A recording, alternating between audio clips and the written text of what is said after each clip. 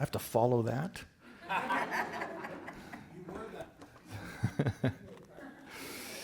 Oh, that's right. I was part of that. Believe. I can do this. I can do this. Okay. Did I go away? Oh, there I am. I'm back. Okay. I disappeared. Faith moved me away. It was amazing. Hi. People like right here. It's so good. I think I'll preface this with, as you all know, I've mentioned this before, I'm named after Doubting Thomas. And my mother raised me constantly reminding me that I was named after Doubting Thomas. And then she wondered why I doubted everything about Sunday school. And I thank her for that because it has served me very well. So I'll preface this by saying I am constantly questioning everything that I have been taught. Everything that I think I believe, I will question. I am always interested in looking at the other side, even my political views, my financial views, all of those things. I will look at what the exact opposite side of the street might be saying about something, just to make sure that I can stand in what I think is true for me. So everything I say today, and everything I say in the future, and everything I've said in the past, it's all changeable, in my view. I could change my mind on any of this stuff. And I hope that you feel the same about where you stand, that you are open to listening and hearing and seeing what somebody else might be saying or experiencing, and try to get over to where, well, why would they think that way, or where do they come from? Like, what is their experience that they would think that way versus the way I think? And it doesn't mean you have to change your mind. It just means that you're open. We do have brains that are, what do they call that? Neuroplasticity, right? Our brains are constantly under the availability to change the way it sends out all of the I can't think of the word right now, but anyhow, the electrical impulses in our brain can be fired and wired in several different ways. And so, we have that in our brain. And we also have to realize that, for example, you have some pathways that are so wired in, right? Like when I think about drumming, when I think about riding a bike, when I think about just using my computer now, all of those things, I don't even have to think about it. It's just done because that is so wired in. So the same would hold true for ideas that we begin to latch onto. And the longer that we hold those ideas, the more that pathway is strengthened. And so I would say questioning is a good thing. So I heard recently this idea that we are either responding from love or from fear. And I was like, oh, I haven't heard that before. We are either responding from love or from fear. And so I began to think about it, and I'll just take a side step here, just a moment, and so just back up a bit. This past Wednesday, I fulfilled a dream that I had when I was 14 years old. My favorite band released a new album, and the side one of that record was part 2 of a song that they had ended their last album with, and it was like 18 minutes long, and it ended with a gong, a big swelling gong at the end of the piece, and it was like, I saw pictures of the gong. It was like a 50-inch gong, and it was that incredible sound, right? And I was 14, and I'm like, I'm gonna have a gong, and I'm gonna tour the world playing my drums. Yeah, just like him. So Wednesday, I went and got a gong up in Kelowna. So as I was driving there, I realized, I hadn't thought of it, realized like, oh yeah, when I was 14, I was like, I'm gonna have a gong. and I'm finally going to have one. Not that I was like, living every day to get this gong, but it was sort of like I had that, wow, that's pretty cool. It was not for what I thought I would be using a gong for.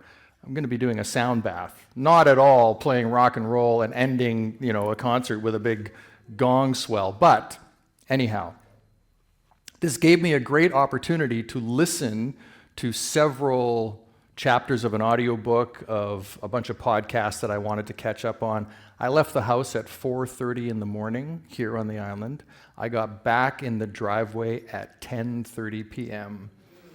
And I was pretty much driving the whole way or on the ferry. I had a few stops, but that was it. That was pretty much it. So I had a lot of time to hear some ideas and then think about them.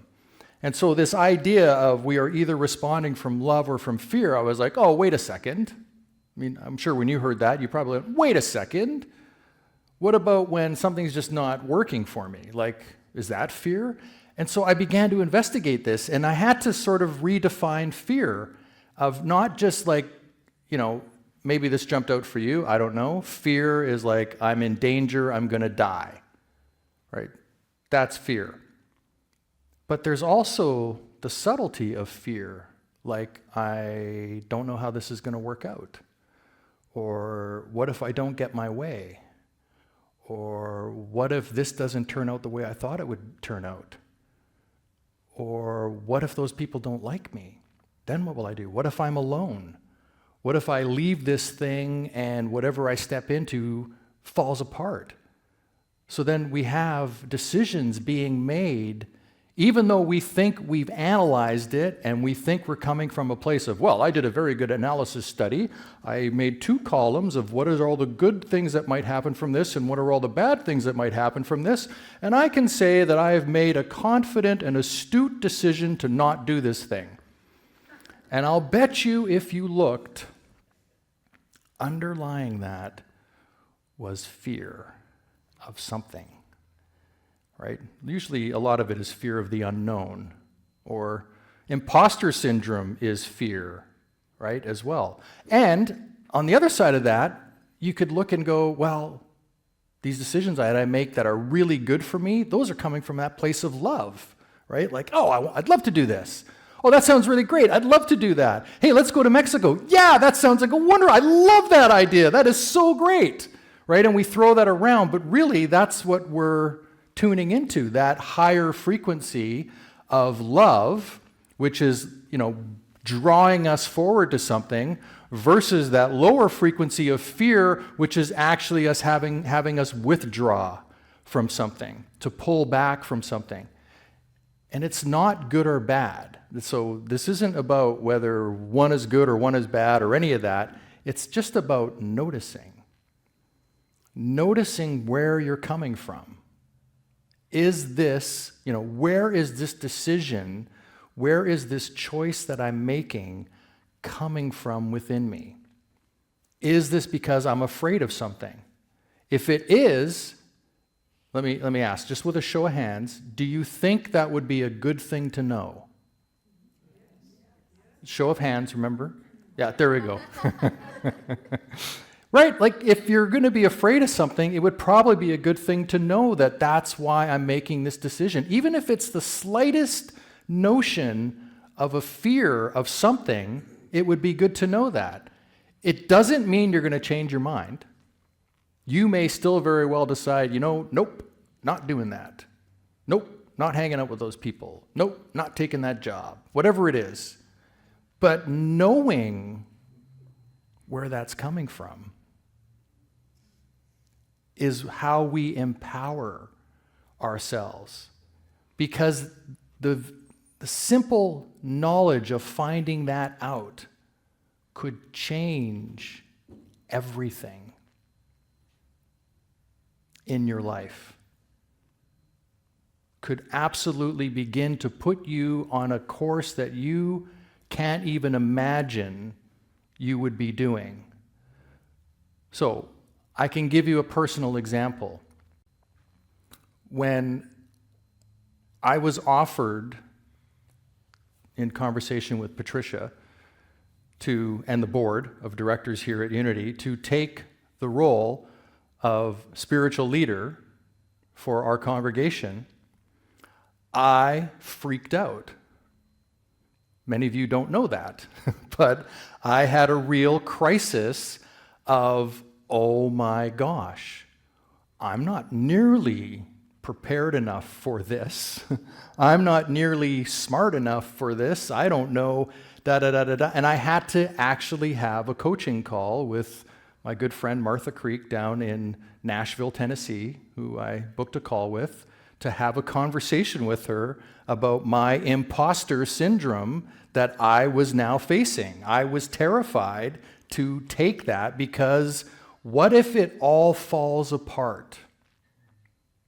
Like, what if people stop coming? What if this is like the worst idea ever that a board of directors has ever had? All of those things were going through my head. What am I going to do for the next 2 years? Am I going to, like, all of these things in my life came up as a fear.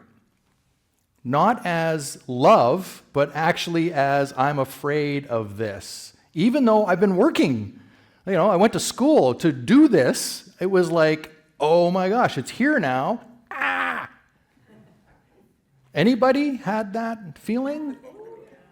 Yeah. And I didn't, here's the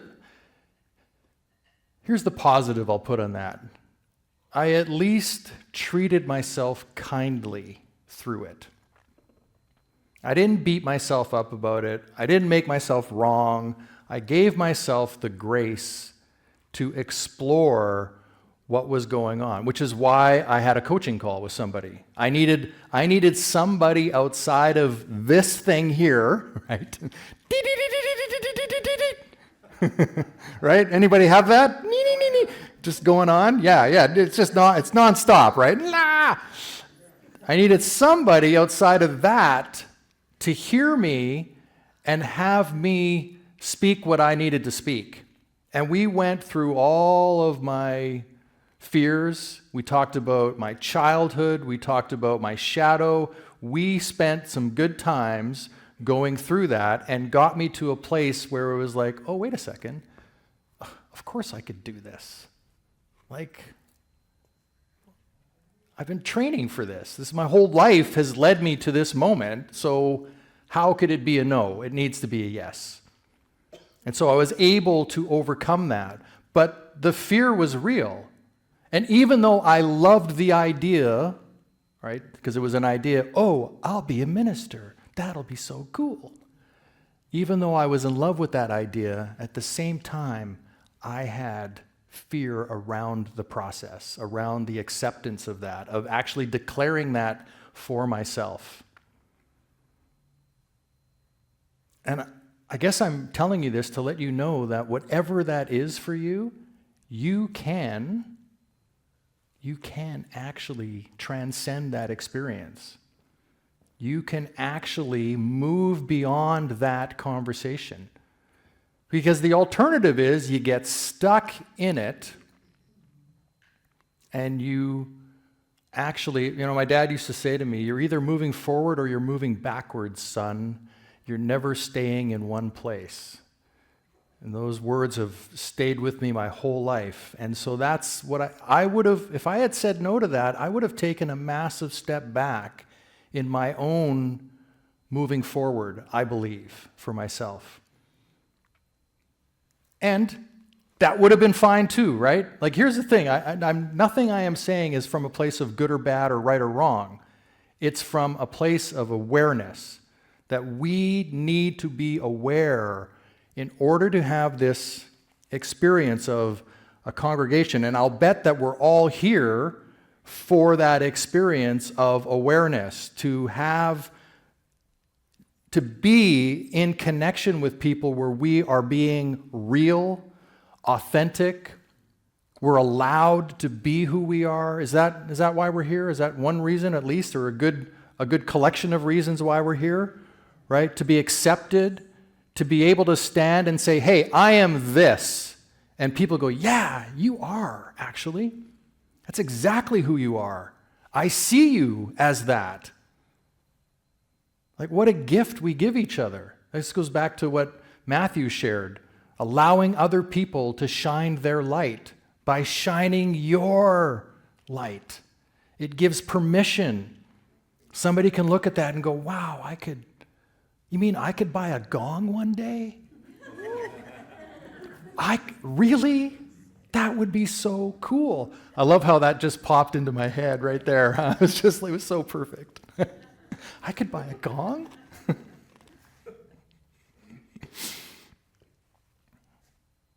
So I want us to be aware, I wrote some notes for this, that we have all these things in our heads that we've been taught.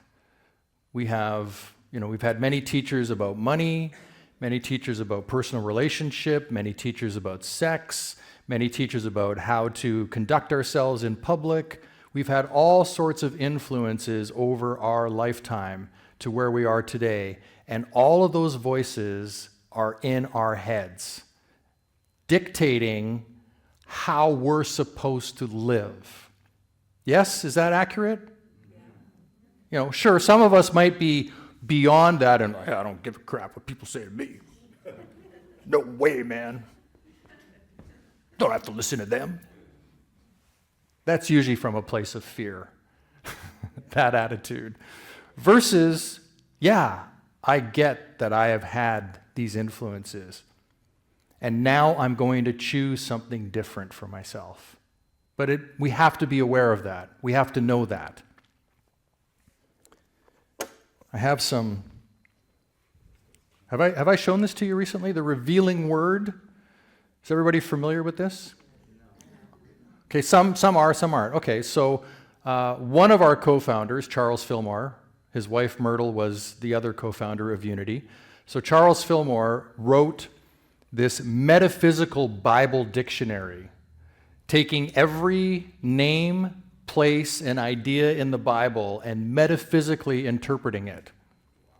And it's like this thick. I have one. It's huge, right? And then this is like the pocket edition. That's what I call this. So the really key stuff you can find in here. So, what's that? For example, great. I'm glad you asked, because I wasn't just going to put it down. I was going to give us an example. That's so perfect. Does it have anything about gongs in it? It hasn't. I haven't looked, but later today, I will see if the gong is in there. If there's a metaphysical interpretation, it's the Big Bang. Thank you. Somebody offered it's the Big Bang. That's all it says. Gong, Big Bang. Perfect. Thank you, Charles. That was so brilliant. So I'm going to start with faith, and then we'll look at fear, and then we'll look at love, since that is faith, love, and fear. That is the overheading subject today. So faith, the perceiving power of the mind linked with the power to shape substance. So there's this idea that everything around us is substance, and we manifest in the substance, right? So that's, if you're not familiar with that word, that's what that kind of resembles, is that everything is substance, and we create in that substance.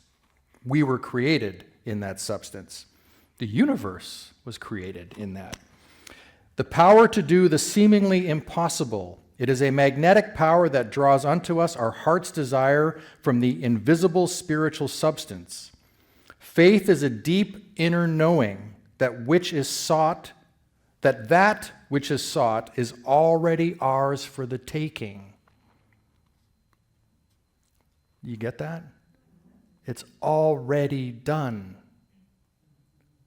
That's what we affirmed for Nico, is that everything he is desiring from his work in the world as a musician, it's done.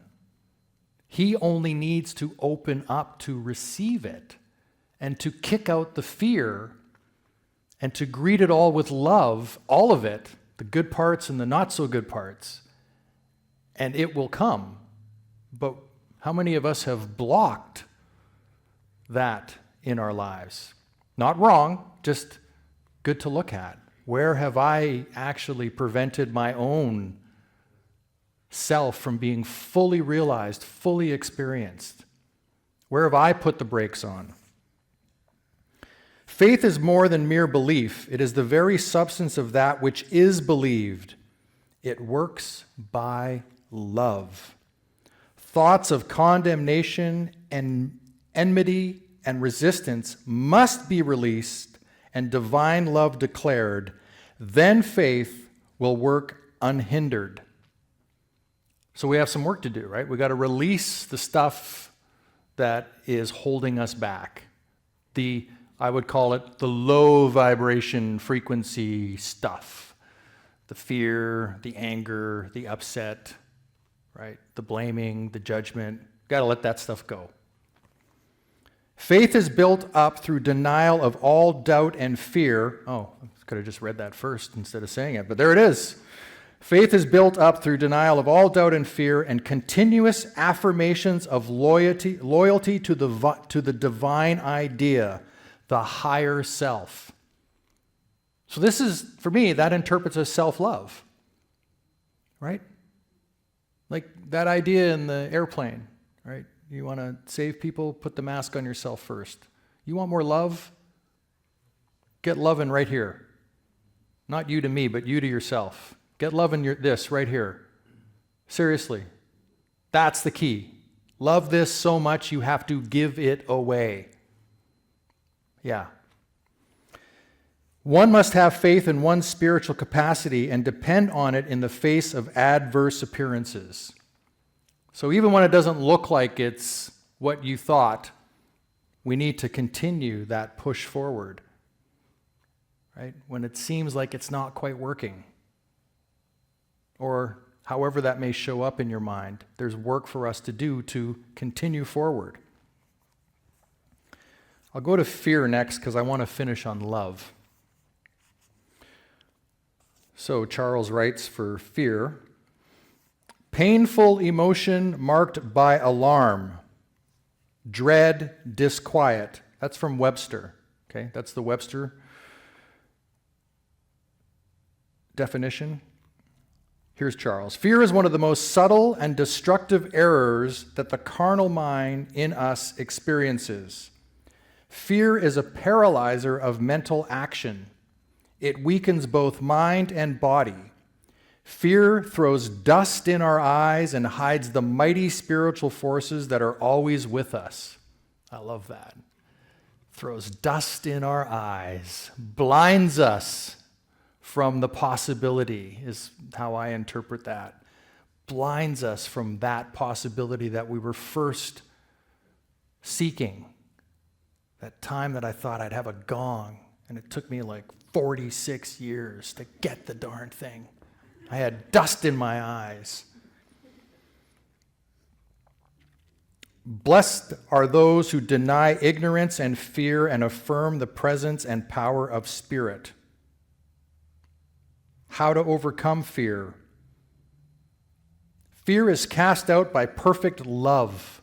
Oh, fear is cast out by perfect love. Like love, fear does not, like fear is trumped by love. Isn't that amazing? Like just bring love in and stamped out, done.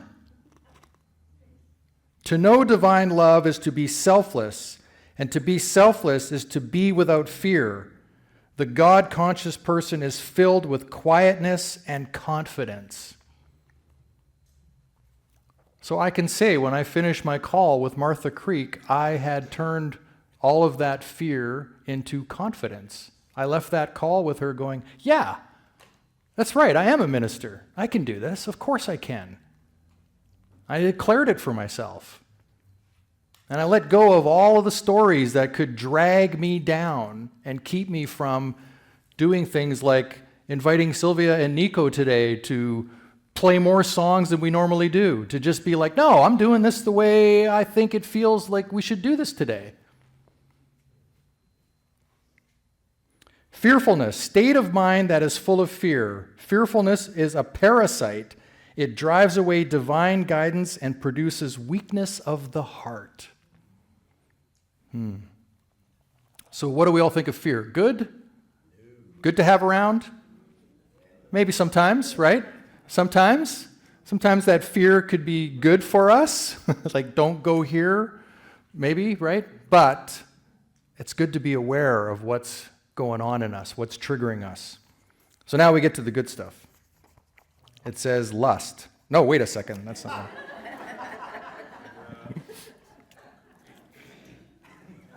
Maybe before I go there was something I had written. Fear. Okay. Some side humor? Okay, good. He has a song for that. All right. So here's some other notes I have on this idea of fear, not from the revealing word. When you have a thought that is not in alignment with your higher vision, change to a new thought. Right then and there. Just change it. Change it up. I used to have this rule in my office when I was on the phone back when I was a stockbroker trying to get people to buy stuff from me when I was that guy. And anytime things weren't working out for me, I had a coach at the time, and the agreement was that if it wasn't working out for me and I was disempowered, have you ever been disempowered? Felt like it's just, this is all going to get, right? The rule was I had to spin around in my chair 3 times, get up and walk around my desk. And just make a change, right? Just change my energy around what was like I was having one unsuccessful call after another, so I might as well do something silly, like spin around in my chair 3 times and walk around my desk and then try again, right? So you could do that.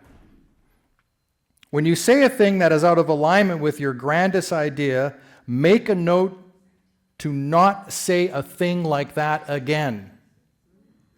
Right? We have to own our stuff. So when you catch yourself speaking words that are not in alignment with who you are, you got to stop it. End it. Done. Finished. Right? Change that. Begin to speak words of how great and wonderful and lovely you are and how this is going to work out. When you do a thing that is misaligned with your best intention, decide to make that the last time and make it right with whomever you need to. Right? So if you break an agreement with somebody, if something like that happens, you need to clean that up, right? What about when we break agreements with ourselves? When we say I'm going to do this and then we don't do it, and then we let that slide and it just piles on and we feel less and less endeared to ourselves, right? We need to have those conversations with ourselves as well. This is about resourcefulness. Resource yourself from your fullness, from your wholeness. Resource yourself. You have that ability to do that. All right. Oh, I went and lost the page. No, there it is. Okay. Love. Are we all ready? Okay. You're excited about this part, right? I'm excited. The pure essence of being that binds together the whole human family.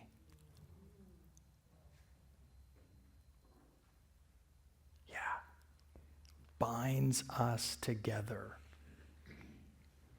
Of all the attributes of God, love is undoubtedly the most beautiful.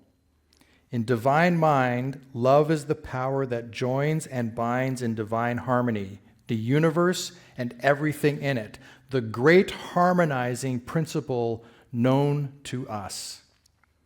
Divine love is impersonal. It loves for the sake of loving.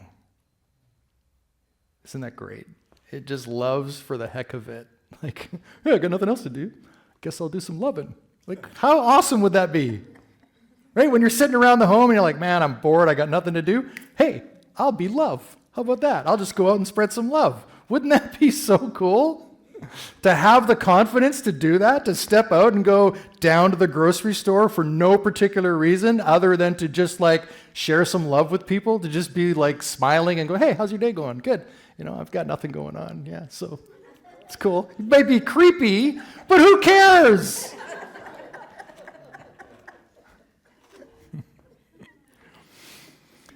It is not concerned with what or who it loves, nor with a return of love. Oh, isn't that interesting, huh? How many times have I expected other people to be a certain way just because I was a certain way? Huh? Anybody here guilty of that besides me? Am I the only? No, I'm not the only one. Okay, good. Good, just checking. How about out there? Anybody out there? Is that, hey, I resemble that remark. That's a good one to say to yourself. Hey, I resemble that. Like the sun, its joy is in the shining forth of its nature. Yeah. Love is an inner quality that sees good everywhere and in everybody. It insists that all is good. And by refusing to see anything but good, it causes that quality finally to appear uppermost in itself and in all things. Like, what if you just don't believe that other people are unhappy and that they are just, what if you just believe their love? Like, if you held that space, not only for yourself, but for everybody else, what would that look like in your life? Like, it might not affect everybody, right? It might not reach the darkest, meanest person on the planet, but you're gonna rock life. That's the thing. Your experience is gonna be amazing. Love is the great harmonizer and healer. Whoever calls on God as Holy Spirit for healing is calling on divine love. Divine love will bring your own to you, adjust all misunderstandings, and make your life and affairs healthy, happy, harmonious, and free. Love, therefore, is the fulfillment of the law of life. Love. So what are we going to do when we leave today? Love, love, love. Yeah, we should have done that song. Oh man, missed that. All you need is love. Ba-da-da-da. Okay. Let's see if I have anything else here.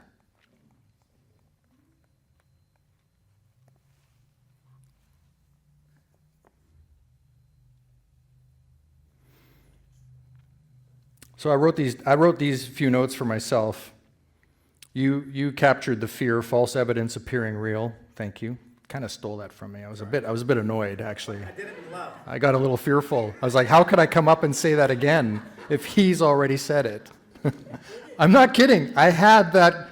I was sitting there playing and sitting behind my drums, and you said that, and I had that conversation with myself. Oh, way to go. He just stole my line. How am I ever going to get through this talk? That was like the best part of the talk was that line.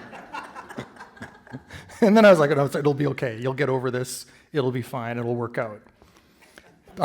You might think I'm lying. I'm not. That is actually what happened. So from that, I had the authentic self. So I'm just being authentic right now. That's the truth. Lead with vulnerability.